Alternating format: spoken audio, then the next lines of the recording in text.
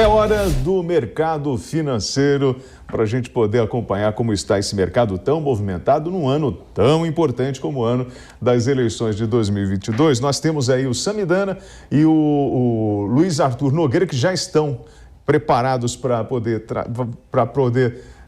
trazer a informação para a gente. Tem uma coisa muito interessante que o Sana, ele consegue, ele desenvolveu lá um software, né, Sam, que justamente você consegue, Sami, espelhar para a gente todos esses dados da economia, e você criou, é um robozinho que vai buscar essa informação. Boa tarde, senhores. Boa tarde, William. Kalina, Arthur, pois é, a nossa inteligência de dados aqui no mercado financeiro, que começa agora com os principais destaques do dia a dia da economia, principalmente o que impactam o seu bolso. Dia de falar do quê? Sami, dia de falar da votação da PL dos combustíveis, a novela que nunca termina no Congresso Nacional. Vamos falar sobre o aumento da procura por criptomoedas, as ações na Bolsa de Valores, impacto das chuvas para a economia lá de Petrópolis e muito mais. Simbora. Então, olha, a Bolsa hoje começou animada e tem dois destaques. Olha o Ibovespa, ele está subindo 0,28, mas por que que ela está animada? Porque no mundo, feriado nos Estados Unidos, é o famoso Dia do Presidente, e tem tensão de guerra. O Ibovespa vai se consolidando semana após semana como a melhor bolsa do mundo em dólar. E hoje o destaque são dividido em duas partes. Primeiro, acabaram os jogos de inverno.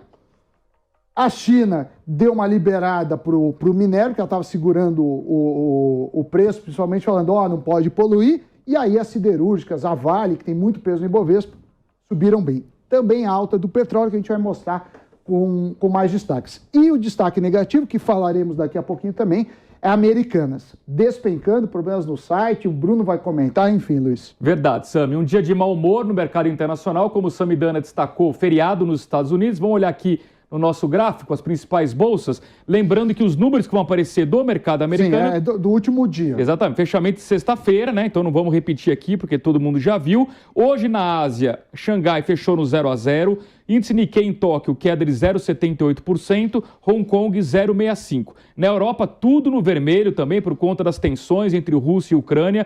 Na Alemanha, uma forte queda de 2,07%, com destaque, Sami, negativo, a maior inflação ao produtor na Alemanha da história, desde 1949. O bicho está pegando. 25% de inflação anual. E aí, o negócio de aumentar juros por lá, o Banco Europeu está se fingindo de morto. A Lagarde finge que não é com ela, né? Mas olha só, então por isso a Alemanha essa queda forte, Reino Unido 0,39%, em Paris também 2,04%, em Madrid 1,18%. A Alemanha é a principal moeda da Europa.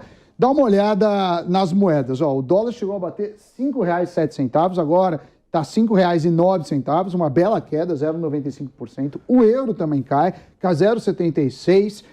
Aos R$ 5,77, e o Bitcoin está subindo nesse momento, 1,12 aos 38 mil dólares, mas o ano é negativo para o Bitcoin. Você pegar um intervalo maior, aí a cena muda. Ora, a gente vai ter uma entrevista hoje com o Pete Money para falar um pouco de criptomoedas e mais. Agora, o que a gente fez?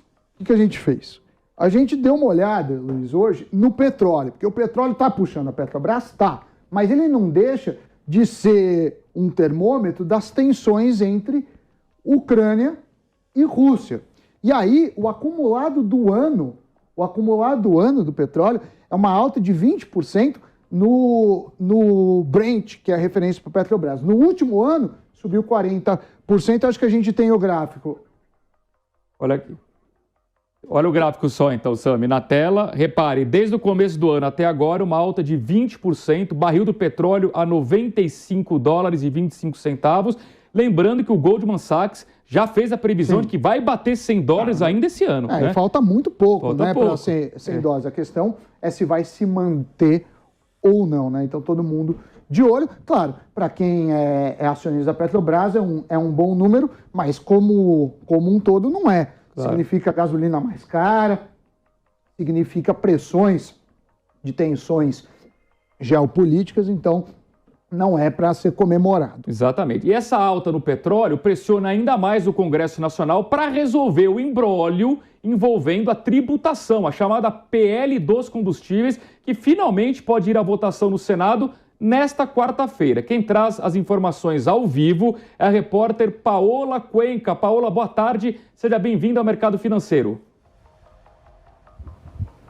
Olá, boa tarde a todos que nos acompanham. Pois é, foi pautado de novo para ser votado, então, nesta quarta-feira aqui no Senado Federal, os dois projetos que tratam de medidas que tentam baixar o preço dos combustíveis. A gente está falando daquele projeto de lei que cria o imposto sobre a exportação do petróleo cru e também cria aquela conta de estabilização dos preços dos combustíveis, uma conta que deve ser alimentada também por esse imposto de exportação, além de dividendos da União, royalties, dividendos da Petrobras, e royalties da União, para que naqueles momentos de alta dos combustíveis o valor dessa conta possa ser utilizado para que o consumidor final não sinta tanto o impacto dessa variação da política de preços de paridade internacional que é adotada pela Petrobras desde 2017. A gente tem também aquele outro projeto de lei complementar que fala sobre fixar um valor do ICMS que é aplicado sobre os combustíveis. Inclusive, o senador Jean Paul Prats, que é relator dessas duas matérias, apresentou na última sexta-feira os dois textos agora já sendo analisadas, emendas que foram colocadas pelos senadores a respeito dessas duas matérias. E o que a gente tem de modificação nesse projeto de lei que trata do valor fixado do ICMS é que agora ele coloca um período de transição. Então, no momento em que os estados e o Distrito Federal ainda não tiverem definido qual vai ser essa alíquota única do ICMS, lembrando que passa a ser uma alíquota a ser descontada em reais por litro do combustível, podendo variar para cada combustível, pode haver então esse período de transição em que a aplicação do ICMS, como a gente conhece, continua sendo colocada. Mas com detalhe, para diesel e para biodiesel, essa proposta agora estabelece que aquele preço médio ponderado final para se aplicar a porcentagem do tributo do ICMS tem que ser com base no valor do diesel e do biodiesel dos últimos 60 meses. Também uma proposta que tenta fazer uma forma de baixar o valor desse ICMS que vai ser aplicado ao diesel e também ao biodiesel. Essas duas propostas, então, estão pautadas para serem votadas na quarta-feira no plenário do Senado Federal, mas a gente prevê ainda bastante discussão, principalmente quando se fala sobre taxar essa exportação do petróleo cru, porque a própria equipe econômica do governo federal não concorda com essa proposta. É bastante controverso, né, Paola? E vai ser votado na quarta, mas pelo que você sente, boas chances de aprovação, pelo menos até na semana passada, estavam falando que não deveria passar, né? Olha, ainda é muito incerto a respeito de como vai ficar essa situação, se de fato vai ser votado e tem uma aprovação na próxima quarta, porque eu lembro que na semana passada ele foi retirado ali das pautas também de votação do Senado Federal, porque houve uma reunião entre o senador Jean Paul Prats, relator das matérias, o presidente do Senado, Rodrigo Pacheco, e o presidente da Câmara dos Deputados, Arthur Lira. Eles definiram que era necessário fazer um texto que já tivesse um consenso também na Câmara, para que quando ele fosse aprovado no Senado Federal, essas duas matérias já tivessem uma rápida aprovação também na Câmara. Como esses dois textos foram finalizados pelo senador Jean Paul Prats somente ali já no final da noite de sexta-feira, então ainda existe esse trabalho agora de se fechar um acordo em torno dessas matérias para saber se na quarta, de fato, ela vai ser votada e aprovada. Obrigado, Paola Cuenca, ao vivo com as informações direto de Brasília. Sami, certamente esse tema dos combustíveis e o fato de que o Ministério da Economia é contra, por conta da questão fiscal, esse tema será abordado hoje à noite aqui na TV Jovem Pan News, às 9h30, no programa Direto ao Ponto. Você vai estar lá. Vou estar lá, vamos entrevistar. Representando o mercado financeiro. Paulo Guedes, ministro da Economia. Aguardamos suas perguntas. Sim, certeiras. Certeiras, como seus comentários. Enfim, mudando de assunto, os contribuintes brasileiros comunicaram à Receita Federal um total de 200,7 bilhões de reais em operações com criptomoedas no ano passado, 2021. Esse valor é mais que o dobro dos 91,4 bilhões de reais de 2020. Os valores em operações com moedas virtuais equivalem a 2,5 vezes o total de investimentos acumulados no Tesouro Direto no ano passado, que somou investimentos de 79 bilhões de reais. A Receita Federal exige, desde 2019, a comunicação de operações com criptomoedas, apesar de não regulamentar a atividade.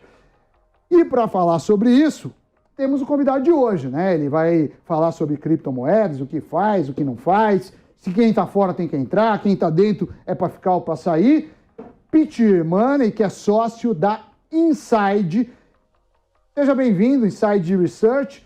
Lucas Pitt Money, como é conhecido, seja bem-vindo. E aí, você está comprado em cripto? Qual é a sua recomendação para quem está tendo o primeiro ou os primeiros contatos com o assunto neste momento? Bom, obrigado aí por me receberem. Acabei de separar 2 livros aqui para vocês, vou assinar e mandar aí para a Jovem Pan. O que a gente recomenda é muito parecido da forma com que você entra numa piscina, que você nunca entrou a primeira vez, que você não sabe a profundidade, então dá para ir de forma assim, paulatina, digamos assim. Por quê? Porque como criptomoedas têm muita volatilidade, né? Hoje o Bitcoin está caindo 3,9%, isso é uma oscilação normal para criptos, não só o Bitcoin, como o Ethereum também. A gente acredita que dá para você expor uma parcela do seu patrimônio, porque você fica aberto a ganhos convexos, né? Existe uma convexidade nas criptomoedas. Se elas virarem as moedas do futuro, você pode ganhar muito dinheiro mesmo tendo uma exposição pequena. Por outro lado, se você expor grande parte do seu patrimônio e chegar a um drawdown de 80%, de 70%, ou seja, entre máximas e mínimas, e isso é bem comum, bater muito no seu patrimônio, você pode ficar tenso e acabar vendendo na baixa, porque você está com medo, e comprando na alta, porque você está eufórico. Então, a nossa recomendação aqui é se expor, para você não ver também os outros ganhando dinheiro e você de fora, mas sempre com muita cautela, sempre pensando mais sob a ótica do risco do que do retorno, porque se as criptomoedas de fato virarem o futuro, você com uma pequena exposição do seu capital, você consegue ganhar bastante dinheiro. Então, eu, Pitt, tenho 1,5% do meu patrimônio em Bitcoin, através de um ETF de Bitcoin, então dá para você negociar através da nossa bolsa de valores, e também tem 1,5% da minha carteira em Ethereum. Muito bem. O Pitt Money, além dessa questão da oscilação das criptomoedas, todo mundo conhece mais o Bitcoin, é a mais famosa, né? Tem a questão cambial, que também vai afetar o ganho do brasileiro que investe aqui em reais. E tem o temor daquele investidor que não conhece muito o mercado sobre quais são as garantias. Por exemplo, eu vou comprar uma criptomoeda, isso pode desaparecer, pode ter uma fraude, alguém vai roubar o meu dinheiro virtual. Uhum. É melhor comprar criptomoeda diretamente numa corretora ou é melhor comprar um ativo, por exemplo, um ETF atrelado à cotação de um Bitcoin? O que você recomenda? O que a gente recomenda aqui para quem é iniciante, e aqui eu me incluo, tá? Eu não sou um expert de criptomoedas, aqui a gente é uma casa de análise que a gente analisa basicamente ações e fundos imobiliários, mas eu quis me expor a esse mercado. E como a B3 é um ambiente mais regulado, eu tenho medo de perder minhas chaves lá e perder minhas criptomoedas, né? Tem aquele ditado que fala not your keys, not your coins, ou seja, se você não tiver as suas chaves, você não tem as suas criptos. Então, como eu também estou começando nesse mercado, não é um mercado tão óbvio para a gente que já tem décadas aí de experiência no mercado tradicional, que é a Bolsa de Valores, eu preferi comprar Bitcoin e Ethereum através de ETF. Então, eu invisto em BITH11 e ETHE11. Foi a forma que eu, mesmo sendo economista, mesmo tendo já algum tempo de mercado, a forma mais segura e mais palpável de eu conseguir ver o meu investimento em criptos. Mas, como eu disse, é uma parcela bem pequena porque existe uma convexidade muito atrativa em criptomoedas. Lucas, Bolsa Brasileira, até no acumulado do ano, é a bolsa que mais rendeu em dólares. A gente sabe que o passado foi duro, principalmente durante a pandemia. Fomos uma das bolsas que mais apanhamos. Qual que é a sua previsão? Sim. Como que você está vendo o futuro? É hora de entrar e acelerar na Bolsa Brasileira? Você ainda vê chances de altas nas bolsas internacionais? Qual a recomendação para vocês da Inside Research que dão para a maioria das pessoas que tem um perfil assim relativamente moderado, eu diria? O que a gente recomenda é se expor a setores e a empresas que você conheça, né? Aqui a gente cobre 200 empresas diferentes, 200 ativos diferentes, então você tem que pelo menos entender como que essas empresas ganham dinheiro, né? Porque a gente falar em bolsa de valores fica, eu acho que um pouco abstrato. eu acho que o importante é a gente falar nas empresas que compõem, porque normalmente os investidores fazem stock picking, né? Eles escolhem as ações que vão compor a carteira deles. Então, a nossa bolsa só é a maior alta porque o nosso índice Bovespa, que eu particularmente não gosto tanto da composição dele, ele é muito pesado no setor financeiro, então basicamente bancos, e em setores altamente comoditizados. Então, você pega Banco do Brasil, subiu só nesse ano, sendo que a gente nem terminou o mês 2, subiu 23%, B3 subiu 29%, e falando um pouco mais sobre petróleo, Petrobras subiu 18%. Então, essas empresas que têm muito peso no índice foi o que jogou o índice para cima. Mas ainda tem muita empresa barata. O investidor estrangeiro já percebeu isso, tanto que o fluxo cambial está sendo de comprar reais, né? A gente está vendo o real se valorizando perante o dólar, justamente porque o gringo está ingressando. E, por outro lado, a gente vê o investidor pessoa física não aguentou ver a Bolsa saindo de 130 mil pontos e indo para 110 mil pontos. Então, teve uma saída do investidor de varejo, pessoa física pequenininho, para a entrada dos tubarões, dos estrangeiros, que são mais de 50% aqui da Bolsa. Então, assim, a gente ainda vê que está muito barato, a gente recomenda majoritariamente compra aqui para a maior parte das ações, não só do índice Bovespa, mas também para small caps, tem muita coisa barata, e o gringo já percebeu isso desde o começo do ano, mas o brasileiro ainda não sabe lidar com volatilidade. Então, eu acho que as pessoas podem aproveitar que a renda fixa está pagando melhor do que pagava no passado e ajustar o seu perfil de risco. Então, ter um pouco em renda fixa e começar a se expor em renda variável. A gente acredita que a exposição deve ser exatamente proporcional ao seu conhecimento e ao risco que existe em cada uma das empresas ou em cada um desses fundos imobiliários, tá? Então, é sempre importante ir com cautela e não esperar o cenário perfeito. A cada 4 anos vai ter eleição, a gente sempre vai ter líderes brigando por territórios, então, assim, esperar também o mundo virar aquele ambiente maravilhoso, um clipe do John Lennon, todo mundo cantando Imagine, não vai acontecer. É justamente nesses momentos mais tensos que a gente consegue fazer os melhores negócios em renda variável. Lucas Pitmani, que é sócio da Inside Research, obrigado pela sua participação aqui no Mercado Financeiro. Estamos aguardando o livro, hein? Se quiserem eu vou. O livro, hein, Lucas? Vou mandar aí para vocês. E o Luiz vou quer dicas de penteado também, mas depois. Obrigado. Tá com inveja, né, Sam? O Luiz tá morrendo. Eu vou fazer uma escova. Tchau, tchau. Falou, abraço. Um abraço. E o Boletim Foco, Sami? Bom, os economistas do mercado financeiro elevaram pela 6ª semana seguida a estimativa de inflação para 2022. De acordo com o relatório Focus, que foi divulgado hoje pelo Banco Central, a projeção passou de 5,5% para 5,56%. Já para 2023, a estimativa de inflação foi mantida em 3,5%. Em relação ao PIB, o mercado manteve as previsões de crescimento em 0,3% para este ano e 1,5% para o ano que vem.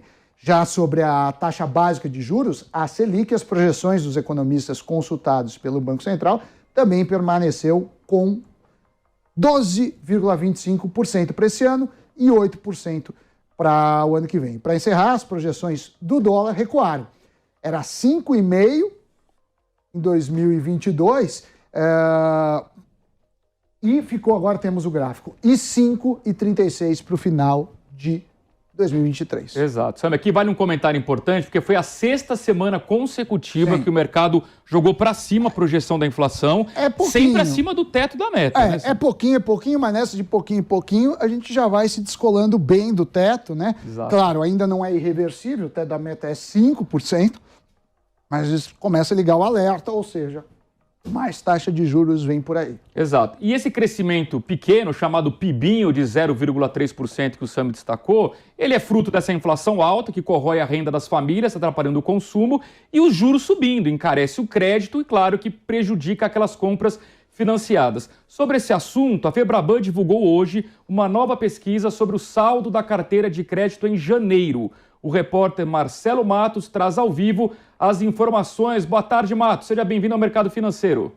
Mais uma vez, Muito boa tarde, Luiz Arthur Nogueira, Samidana e também todos aqueles que nos acompanham Exatamente, a carteira de crédito, ela teve um ligeiro recuo agora em janeiro de 0,2%, após 11 meses, né, consecutivos aí de expansão. Essa pesquisa da Febraban, que também atribui um componente sazonal, né, a retração das operações às empresas no mês.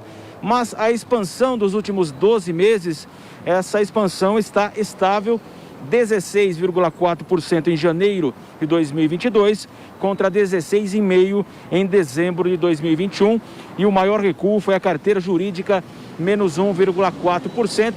Essa pesquisa é considerada aí uma prévia da nota de política monetária de operações justamente do Banco Central Brasileiro. De acordo com o economista, diretor de Economia e Regulação da Febraban, Rubens Sardenberg, mesmo em um cenário de arrefecimento da atividade econômica, inflação elevada, taxa Selic alta e ainda um aumento dos casos de Covid-19 no começo justamente do ano, os resultados para a expansão anual da carteira total de crédito continuam em patamar elevado, acima de 2 dígitos, mostrando que a oferta segue em ritmo importante também neste início do ano.